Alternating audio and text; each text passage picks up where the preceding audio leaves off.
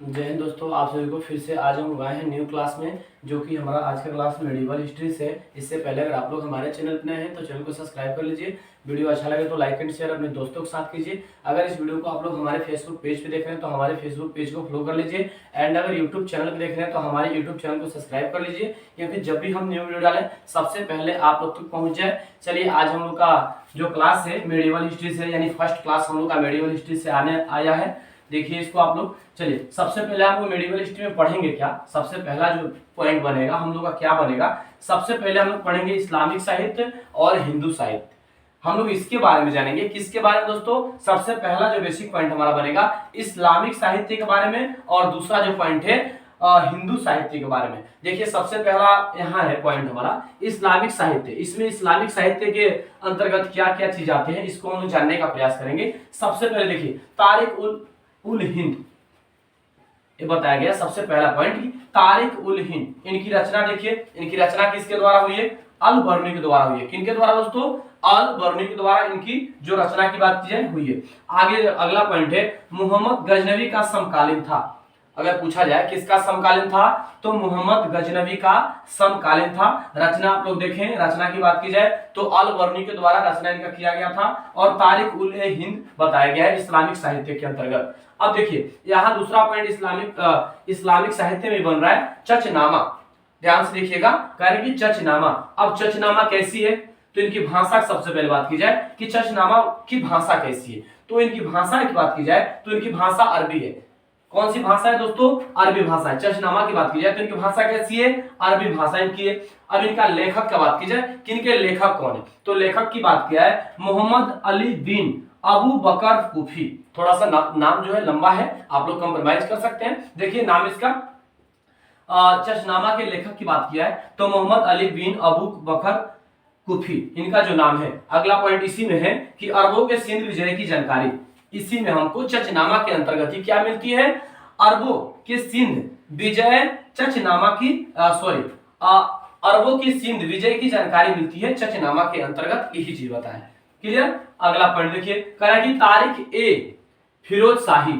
अब ये पॉइंट हमारा बन रहा है इसमें इस्लामिक साहित्य के अंतर्गत कि तारिक ए फिरोज शाही। तो इसका लेखक की बात की जाए तो जियाउद्दीन बर्नी है। कौन है इसके लेखक?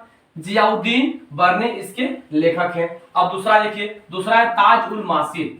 अब यहाँ जो बता रहा है कि ताज उल मासिर, इनके लेखक कौन है? देखिए इनका लेखक की बात की जाए तो हसन निजामी है। कौन है दोस्तों? हसन निजामी इनकी लेखक है। इनकी टाइम पीरियड देखिए 1192 से लेकर 1228 तक इनकी टाइम पीरियड थी। ताज उल मासिर इनके लेखक हसन निजामी, और इनके टाइम पीरियड की बात की जाए तो 1192 एंड 1228 तक इनकी टाइम पीरियड थी।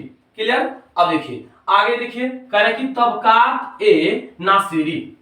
अगला जो पॉइंट बन रहा है हमारा इस्लामिक साहित्य में, वो कह रहे कि तबकात ए नासिरी। अब यहां देखिए मिनहाज उल सिराज, इनका लेखक कौन है? मिनहाज उल सिराज। इसमें एक का नाम और दिया जिनका नाम है मोहम्मद। क्या दिया दोस्तों? मोहम्मद। एक बार देख लीजिए, कह कि तबकात ए नासिरी इनका लेखक मिनहाज उल सिराज, उसके बाद मोहम्मद को भी बताया गया है। किताब उल रहला, एक किताब है जिसका नाम है उल रहला।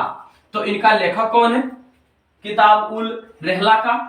तो इबन बतूता है। कौन है दोस्तों? इनका लेखक की बात की जाए तो इनका लेखक जो है इबन बतूता इनका लेखक है। यही बताया है हमारा जो इस्लामिक साहित्य था। इस्लामिक साहित्य हमारा इतना ही बेसिक पॉइंट इस्लामिक साहित्य से रिलेटेड बन रहा था, जो आप लोग देख चुके हैं। इस्लामिक साहित्य में सबसे पहले चचनामा का बात किया था। चचनामा के बाद बोला है कि तारिक ए फिरोज शाही, तारिक एक फिरोज शाही के बाद बन रहा था ताज उल मासिर, और ताज उल मासिर के बाद तबकात ए नासिरी, और तबकात ए नासिरी के जस्ट बाद पॉइंट जो था किताब उल रहला।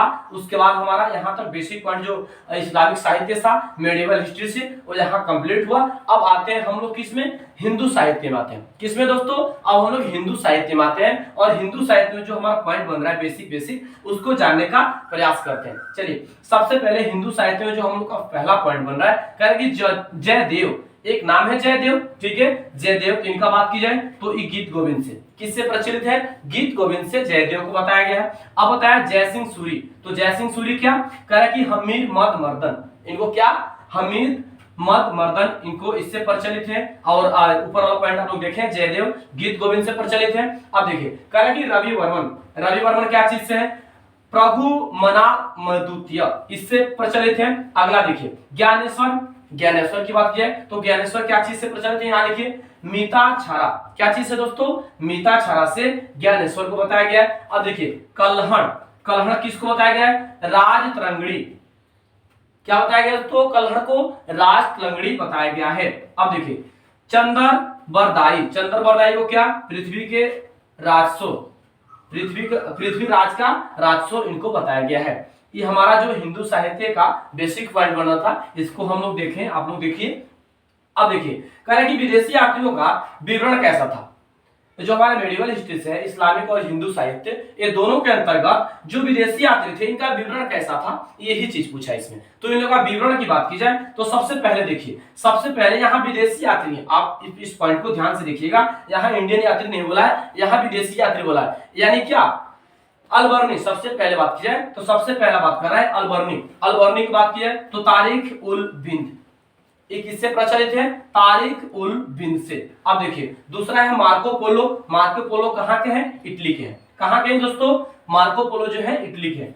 क्लियर? अब इनका जो बताया गया पांड्या वंश, ये किस वंश से आते हैं? ऐसे क्वेश्चन आपके एग्जाम में आ सकते हैं कि मार्को पोलो किस वंश से आते हैं, तो पांड्या वंश से आते हैं। किससे दोस्तों? पांड्या वंश से मार्को पोलो आते हैं। और बात की जाए यात्रियों का राजकुमार था, क्या थे? यात्रियों के राजकुमार मार्को पोलो थे। क्लियर? अगला पॉइंट निकोलो डी कोंडी, ये देखिए ये देवराय प्रथम, इनको क्या चीज से प्रचलित बताया गया है? कि देवराय प्रथम। अब बताया डोमिमी पायस कहाँ के रहने वाले थे? पुर्तगाल के। कहाँ के रहने वाले हैं? पुर्तगाल के। और कृष्ण देवराय इनको बताया गया है। अगला बताया कि मुनीज कहाँ के हैं? पुर्तगाली भी हैं। कहाँ के हैं? पुर्तगाली हैं। और इनको अत्युत देवराय, क्या? अत्युत देवराय बताया गया है। अब देखिए, अब यहाँ तक हमारा जो विदेशी यात्रियों का विवरण था ये भी कंप्लीट हुआ। हिंदी साहित्य और इस्लामिक साहित्य से दोनों से कंप्लीट हुआ जो हमारा विदेशी यात्रियों का विवरण था। अब हम लोग क्या देखेंगे कि इसमें हम लोगों को क्या क्या साक्ष्य प्राप्त हुए, पुरातात्विक साक्ष्य क्या क्या प्राप्त हुए हैं, हम लोग इसको जानने का प्रयास करेंगे। अब देखिए सबसे पहले इसमें बात की जाए पुरातात्विक साक्ष्य में, तो सबसे पहला देखिए कह रहा है कि कुब्बत उल इस्लाम मस्जिद, इस मस्जिद का नाम है कुब्बत उल इस्लाम मस्जिद। ये कहां पे प्रेजेंट है दोस्तों? यानी दिल्ली में। कहां पे है? ये दिल्ली में प्रेजेंट है। दूसरा की बात की जाए तो 2.5 दिन का झोपड़ा, ये कहां पे मिलता है देखने को? अजमेर में। ध्यान से देखिएगा इस पॉइंट को, बहुत बेसिक पॉइंट है आपके एग्जाम के दृष्टिकोण से। आज जो हमारा क्लास है मेडिवल हिस्ट्री का, आज पहला क्लास है मेडिवल हिस्ट्री का। हम लोग और क्लास लेंगे, जितना हम लोग से हो सके उतना क्लास मेडिवल हिस्ट्री का एंड इंसिडेंट हिस्ट्री का एंड मॉडर्न हिस्ट्री का भी हम लोग क्लास लेंगे। धीरे धीरे करके सबका क्लास, और रीजनिंग का भी क्लास हम लोग का जारी रहेगा। इससे पहले मैथ का भी क्लास हम लोग का चल रहा था, वो भी जारी रहेगा। आप लोग हमारे चैनल पे सिर्फ बने रहिए और अपने अपने दोस्तों को बताइए। चलिए, इसमें क्या था? 2.5 दिन का झोपड़ा बताया गया था ना, तो 2.5 दिन का जो झोपड़ा था वो कहां पे देखा गया था? अजमेर में। क्लियर? अब देखिए कह रहा है कुतुब मीनार, आप लोगों को पता होगा दिल्ली में बताया। कुतुब मीनार कहां प्रेजेंट है? दिल्ली में बताया। अब यहां बता रहे हैं अतार दिन का दरवाजा, ये भी बताया है इसमें, जो हमारा पुरातात्विक साक्ष्य मिले हैं उसको बताया। अतार दिन का दरवाजा, उसको बताया कि अलाई का दरवाजा। ये जो साक्ष्य प्राप्त है ना हमको इस्लामिक एंड हिंदू धर्म के अंतर्गत, जो हमको साक्ष्य प्राप्त हुआ है उसी को यहाँ बता रहा है। देखिए अलाई का दरवाजा हम लोग देख लिए। आप कह रहे हैं कि सीरी का किला, बलबन का महल, ये साक्ष्य वही बता रहा है।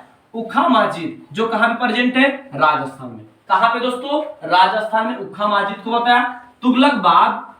तुगलकाबाद का किला, इसके अंतर्गत पुरातात्विक साक्ष्य के अंतर्गत ये भी बताया कि तुगलकाबाद का किला भी बताया गया है इस साक्ष्य के अंदर। अब देखिए, अब कह रहे हैं कि मुगल कालीन साहित्य, इसमें कुछ मुगल कालीन साहित्य है जो मेन बताया गया है इनको। देखिए कह रहे हैं कि तुजक ए बाबरी, बाबरनामा, बाबरी की आत्मकथा। अभी किसकी क्या चीज है यही चीज बताया। देखिए यहाँ कह रहे हैं कि तुजक ए बाबरी, बाबरनामा, ये क्या चीज इनकी है? बाबर की ये आत्मकथा है। क्या है दोस्तों? बाबर की आत्मकथा है। अब देखिए, अब बताया हुमायूंनामा, किसके द्वारा बताया गया हुमायूंनामा और किसके द्वारा लिखा गया था? गुलबदन बेगम के द्वारा। किसके द्वारा दोस्तों? गुलबदन बेगम के द्वारा ये हुमायूंनामा को बताया गया था, इसी के नाम से प्रचलित था। अब देखिए कह रहे हैं कि तारिक ए शेरशाही अब्बास खां सरवानी, नाम बहुत बेटर है, आप देख सकते हैं। कह रहे कि तारीख ए शेरशाही ये किसके द्वारा, अब्बास खान सरवानी के द्वारा बताया गया था। तबकात ए अकबरी ये किसके द्वारा, तो तबकात ए अकबरी किसके द्वारा लिखा गया था, ख्वाजा निजामुद्दीन अहमद के द्वारा। किसके द्वारा, ख्वाजा निजामुद्दीन अहमद के द्वारा इस चीज को लिखा गया था। अकबरनामा देखिए तो अकबरनामा किसके द्वारा, अबुल फजल के द्वारा। अकबरनामा किसके द्वारा लिखा गया था, अबुल फजल के द्वारा। लास्ट जो पॉइंट था तुजक ए जहांगीरी ये किसके द्वारा, मौतबिंद खां के द्वारा इस चीज को लिखा गया था। जो हमारा मुगल कालीन साहित्य से बेसिक पॉइंट बनता है यहाँ हम लोग देखें, और जो पुरातात्विक साक्ष्य से रिलेटेड बन रहा था मेडिवल हिस्ट्री में वो देखें, विदेशी यात्रियों का विवरण देखे हैं, एंड इस्लामिक साहित्य और हिंदू साहित्य हम लोग आज इतना जान लिए हैं। फिर से हम लोग कल जो क्लास लेंगे इससे आगे पढ़ने का प्रयास करेंगे। अगर इससे पहले आप लोग हमारे चैनल पर नए हैं तो चैनल को सब्सक्राइब कीजिए, वीडियो अच्छा लगे तो लाइक एंड शेयर अपने दोस्तों के साथ कीजिए। अगर इस वीडियो को आप लोग हमारे फेसबुक पेज पे देख रहे हैं तो हमारे फेसबुक पेज को फॉलो कर लीजिए, एंड अगर यूट्यूब चैनल पे देख रहे हैं तो हमारे यूट्यूब चैनल को सब्सक्राइब कर लीजिए, क्योंकि जब भी हम न्यू वीडियो डालें सबसे पहले आप लोग तक पहुंच जाए। तब तक इसका आप लोग नोट्स बनाइए, तैयार कीजिए। फिर मिलेंगे कल नए क्लास में नए जुर्म के साथ। जय हिंद दोस्तों।